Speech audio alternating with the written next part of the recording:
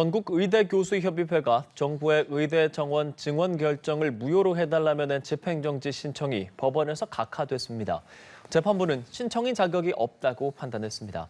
한편 마약 투약 혐의로 재판에 넘겨진 전두환 전 대통령의 손자 전우원 씨의 2심 선고가 내려졌습니다. 앞선 1심과 같은 징역형의 집행유예가 선고됐습니다.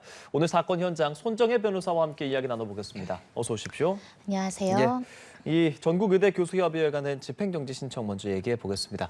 각하됐습니다. 어떤 의미로 봐야겠습니까? 각하라는 것은 소송 요건을 채우지 못했기 때문에 본안 심리까지 가지 않고 이 본안 전 항변으로서 소송 요건의 미비를 원인으로 이제 각하, 본안 판단하지 않겠다라는 처분입니다. 그렇죠. 결정입니다. 일단은 이런 행정소송 등 여러 가지 집행정지 신청에는 신청인, 즉 원고 적격이라는 것이 인정이 돼야 되는데요. 원고 적격이라는 것은 우리 법원의 대법원 판례로서 확립된 요건들이 필요합니다. 이 처분으로 인해서 법률상 이익이 있어야 되고 단순히 사회적, 경제적 이익만으로는 충족이 안 되는 겁니다. 그리고 직접적이고 구체적인 이익에 결부된 이해관계자가 청구를 해야 되는 것인데 그렇지 않고 간접적인 이익을 받는다거나 추상적인 이익 게 한정되는 사람 같은 경우는 신청인, 원고 적격이 이루어지지 않아서 그 주장의 당부를 따지기도 전에 그러니까 소송 요건이 미비됐다고 각하 결정을 받게 됩니다. 그러니까 판단 대상이 되지 않기 때문에 심리 조차하지 않고 재판을 끝냈다라는 것이 지금 나온 결과고 특히 교수협의회 측에서 주장했던 것은 이게 현행 고등교육법을 위반했기 때문에 무효다라고 했었잖아요. 그 부분에 대해서는 좀 어떻게 이야기했는지요? 이러한 의대 증원 결정이 고등교육법에 위반됐는지 여부가 이제 본안 심리의 대상이 되는 실질적인 어떤 심리의 대상이 되는 것인데 청구한, 신청한 의대 교수들이 법률상 이해관계가 없기 때문에 아예 주장의 당부를 심리하지 않고 고등교육법을 위반했는지 여부를 살펴보지 않고 각하하는 판단이 일차적으로 나온 것인데요. 현행법은 이렇게 되어 있습니다.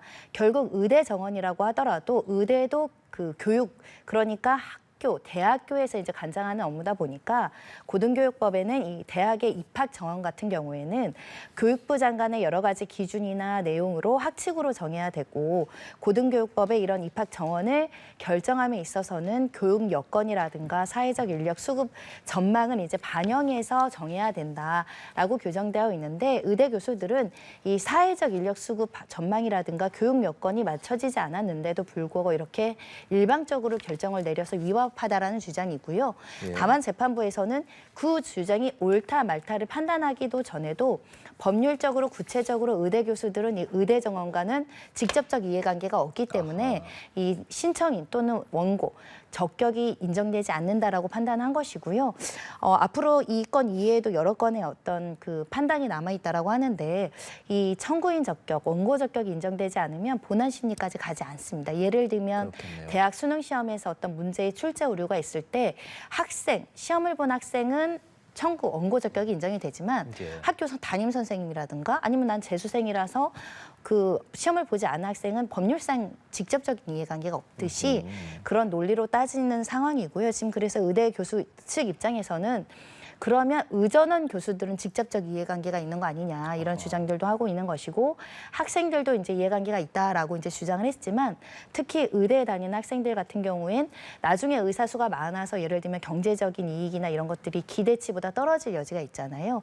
그런 것도 직접적인 이해관계라기보다는 법률상의 이해관계가 아니라 사회 경제적인 이익에 불과하기 때문에 이 신청인 원고 적격이 없다 이런 판단이 나온 겁니다. 의대 교수협 측은 이 결정에 불복해서 항소를 제출을 합니다. 그렇게 되면 앞으로 어떻게 진행되겠습니까? 항고심에서 다시 한번 청구인 적격이 신청인 적격이 인정이 되는지 여부를 살펴볼 것으로 보이는데 지금 먼저 나온 원 결정에선 분명하게 이 교육부 장관이 의대의 어떤 입학 정원을 결정하는 직접적인 법률상 이해관계자는 이 대학교 장이라고 명시를 했거든요. 이 판단은 바뀌지 않을 가능성이 있습니다.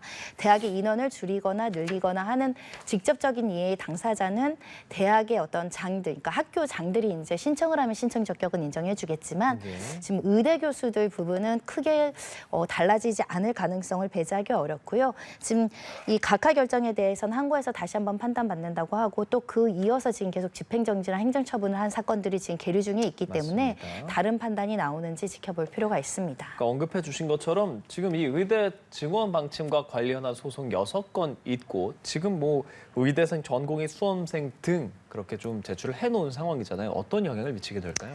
일단은 뭐 좋은 영향을 끼치긴 어렵습니다. 하지만 이렇게 행정소송이라는 게 이 청구인 적격이라든가 이 처분성 여부에 대한 본안전환변이 굉장히 중요한 이슈이기 때문에 예. 이 신청인 적격에 대한 법률상 이해관계가 명확하지 않으면 사실은 추상적 이익이거나 간접적 이익만으로는 이 판단이 대상이 되기 쉽지 않은 부분이 있다.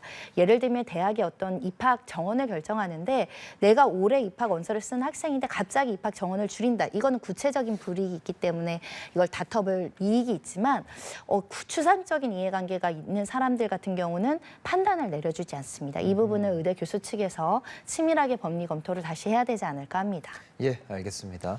그리고 전두환 씨의 손자 전우원 씨에 대한 이야기 해보겠습니다. 마약 투약 혐의 지금 2심 선고가 오늘 열렸고 그에 대한 뭐 결과까지도 지금으로서 나온 상황인데 혐의 먼저 저희 짚어볼까요? 네, 2022년 10월부터 이제 지난해 3월까지 다양한 이제 마약을 흡입했다라고 이제 기소된 사건이고요. 대마나 LSD 등 여러 가지 이제 마약을 상습적으로 수차례했다는 혐의로 기소가 됐고 또 이 과정에서 본인이 이것을 뭐 영상으로 송출을 한다던가 또 외부에 스스로 공개를 한다던가 직접 들어와서 수사를 받는다는 여러 가지 이제 일련의 행위가 있었는데요.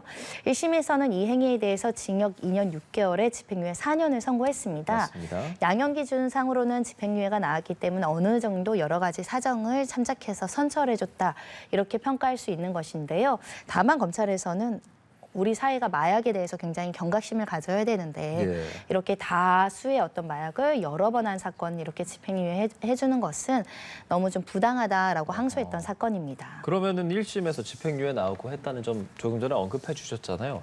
어떤 것들이 좀 고려가 됐었을까요? 일단 1심 재판부에서는 건강한 사회생활에 이제 복귀해서 재개할 수 있는 기회를 부여해야 한다. 그리고 자수에 준하는 정도로 수사에 적극적으로 협조했다라는 점을 고려를 해서 이제 집행유예 판단을 내렸고 현재 2심 선고 얼마 전에 났는데 똑같이 1심 선고를 유지를 했습니다. 맞습니다. 징역 2년 6개월의 집행유예 선고를 유지를 했는데요. 일단 마약 사건의 양형 기준상 집행유예 요건들이 있습니다. 이제 집행유예를 내릴 수 있는 적극적 요건으로는 진지한 반성이 있거나 또는 뭐 중요한 수사 부분에 대한 정보를 협조를 했거나 예. 자수를 했거나 사회적 유대관계가 명확하게 이제 유대관계가 좋은 경우이거나 또는 본인이 적극적으로 치료를 받겠다라는 의사 또는 치료를 받은 정황이 있으면 집행유예의 어떤 좋은 요소로 양형 요소를 삼는데 이 전우원 씨 같은 경우는 현재 적극적으로 치료를 받고 있다고 하고 그런 예. 의사를 밝히고 있고 또 사회적 유대관계도 어느 정도 명확한 뿐만 아니라 스스로 사실 마약에 대한 부분을 자백한 부분이 있거든요. 예. 그리고 본인이 자백했는데 기소가 안 되거나 무죄가 나온 것도 있습니다.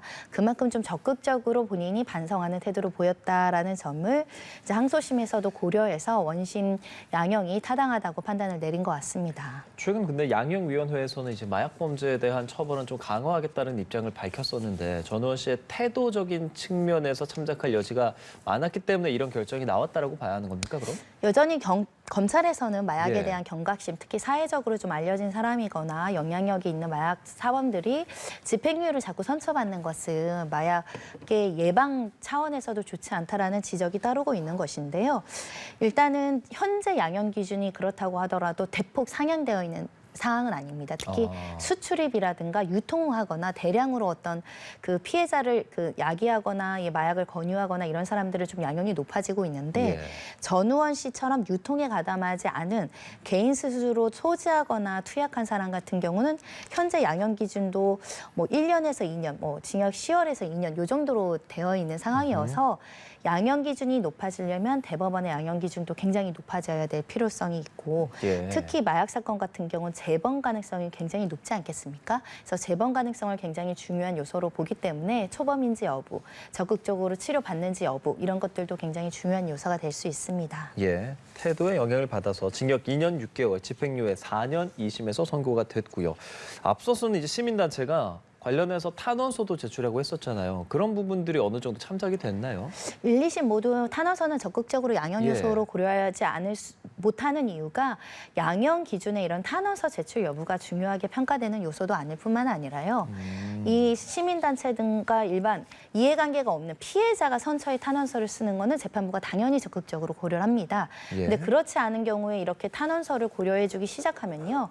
재판부에 서로 탄원서 내기 경쟁이 이루어질 수 있죠. 그래서 무분별하게 낭비적으로 수만 건의 탄원서가 온다고 하더라도 그것을 적극적으로 고려할 수는 없고 다만 이 사람이 그동안 사회적 유대관계가 확실하게 뭐 경제적인 생활을 안정적으로 했다거나 가정생활이 원만하다던가 직장생활이나 이런 것들이 이 사람을 내보내주더라도 그 사회 구성원으로서 잘 살아갈 수 있다라는 부분이 이제 인정이 되면 그 부분은 양형에 고려할 수 있습니다. 예, 알겠습니다.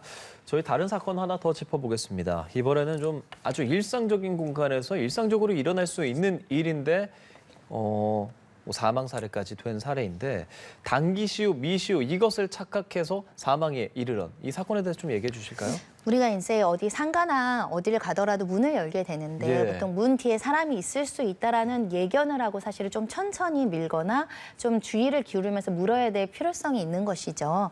이 사건 같은 경우는 단기시효라고 써 있는 출입문, 그러니까 당겨야 되는데 밀었는데 예. 미는 각도도 조금 좀 세게 밀다 보니까 상대편에 있던 70대가 넘어졌고 그로 인해서 외상성 출혈로 이제 사망에 이르게 했던 사건입니다. 그래서 일단은 부주의하게 문을 연 인과관계로 이 70대가 사망했기 때문에 1심에서는 과실치사, 그러니까 실수로 사람을 죽음에 이르게 했다라는 혐의로 이제 기소가 됐었고요. 근데 1심에서는 이 죽음이라는 책임까지 어떻게 예견을 할 수 있겠느냐. 그러니까 문을 연 행위랑 사람을 사망에 이르게 한 행위는 사실은 조금 간극이 있는 측면이 있습니다. 그래서 1심에서는 이런 이유뿐만 아니라 특히 반투명 유리였기 때문에 이걸 연 사람이 반대편에 사람이 있는 것을 잘 몰랐을 수 있다라고 무죄를 선고했으나 2심에서는 조금 내용이 바뀌었습니다. 그 말씀하신 것처럼 1심에서 무죄 선고 받았고 2심에서 유죄가 된 그때 판결이 엇갈린 핵심적인 쟁점 먼저 짚어볼까요? 저희? 사실은 검찰에서 예. 2심에서 그 공소장 변경을 통해서요. 주의적, 그러니까 주된 범죄 사실은 가실치사, 그러니까 문연 행위로 사람을 죽이게 했다라는 걸 유지를 했지만 이게 무죄일 경우를 대비한 예비적 공소 사실로 가실치상, 이 사람이 너무 실수로 사람을 다치게 했어요. 이렇게 공소장을 이렇게 변경을 한 겁니다.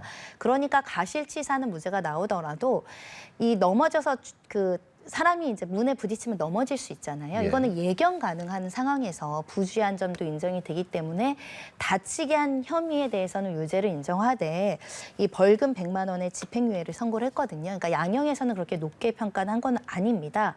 근데 이 판결이 우리한테 주는 이유는 내가 실수로 일상생활에서 문을 수번씩 받아봤는데 상대방 배려 없이 문을 확 열거나 확 닫거나 하다가 사람이 다치면 내가 범죄로도 처벌받을 수 있다. 예. 내가 세워놓은 자전거가 쓰러져서 그 사람을 다치게 했을 때 부주의한 행동, 뭐 이렇게 지제로 해야 되는데 하지 않았거나 이런 행동이 있으면 사소한 실수 같지만 그것으로 인해서 이런 가실치상이든 이런 책임을 묻게 될 수도 있다라는 경각심을 주는 판결입니다. 그렇네요. 벌금 100만 원의 집행유예 1년이 선고됐는데 사실 말씀하신 것처럼 우리가 무심결에 할 수 있는 행동이고 그로 인해서 큰 어떤 결과를 낳을 수도 있는 거잖아요. 그러면 그 문을 열 때 조금 더 뭐 아까 전에 좀 강하게 문을 열었다라고 얘기해 주셨으니까 그런 부분에서라든지 혹은 문을 연 다음의 행동 등 조금 더 주의를 기울였다면 좀 달라질 여지도 있었을까요? 우리가 언제든지 예를 들면 운전자가 어린이 보호 구역을 지나갈 때는 사람이 튀어나올 수 있다는 예견을 하면서 운전해야 되듯이 예.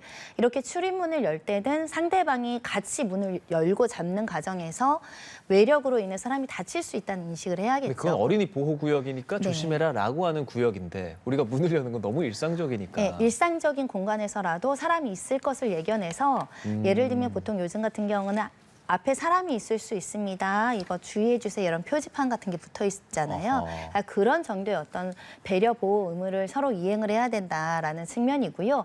예견 가능하지 않은 사고까지는 법원에서도 책임을 지우지 않습니다. 근데 사회 통념상 내가 문을 밀면 상대방이 있을 수 있다. 이런 것들은 어느 정도는 부주의하게 행동하지 않을 그 의무를 우리가 사회 통념상 가지고 있다고 보셔야 되겠습니다. 예, 알겠습니다. 지금까지 오늘 사건 현장 손정혜 변호사와 함께 이야기 나눠봤습니다. 잘 들었습니다.